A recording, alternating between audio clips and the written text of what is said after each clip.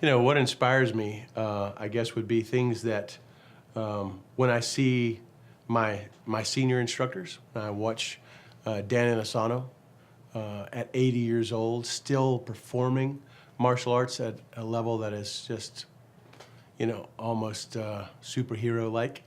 And I've watched him over the last 30 years, and I'm inspired by his performance, by his passion, his growth. When I watch that he's still learning, that he's still seeking out people to learn from and study from. And I'm like everybody else. I'll look at different sources as well, and I'll be thinking, I don't really know about that. And then Guru Dan will go, man, I'm looking at this. What do you think about that? That guy's really good at this. And I'm like, oh, yeah, he is actually. And so, Dan Inosanto's open-mindedness, his willingness to learn from so many different sources, I think those are things that really inspire me, as well as his physical level of mastery, even at 80 plus years of age. So, Pamana Tuhon inspires me in the way that he can motivate people and find what they're looking for and give them what they need out of his martial art. That his martial art is so diverse in its capability that he can help so many different people, whether it's the physical performance that they're looking for, or the mental formulas to be able to become more successful as a family member or as a business person or whatever. I mean, he really, literally can just take those things and spin that into what that guy needs or what that girl needs. I think those are pretty inspiring.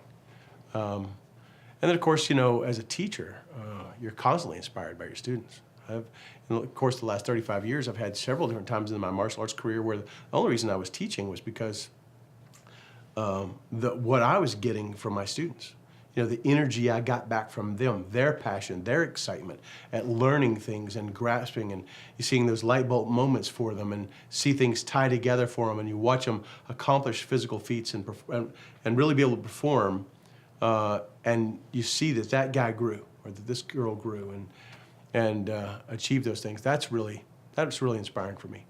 And whether it's a little kid who has overcome some particular issue he's got going on in his life, and whether it's just not being able to get along or make good grades or handle a physical confrontation, or it's a teenager who's done some great things in their life, and you see that they're using the things that we taught them and that they learned in our class, and that they're going on to accomplish great things in their life, and they used us as a platform to jump into that with.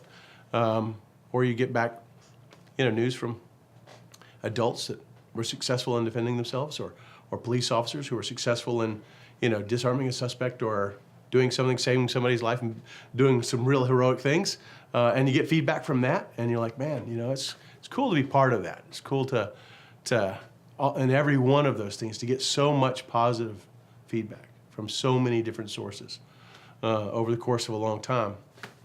It's pretty rewarding, pretty inspiring.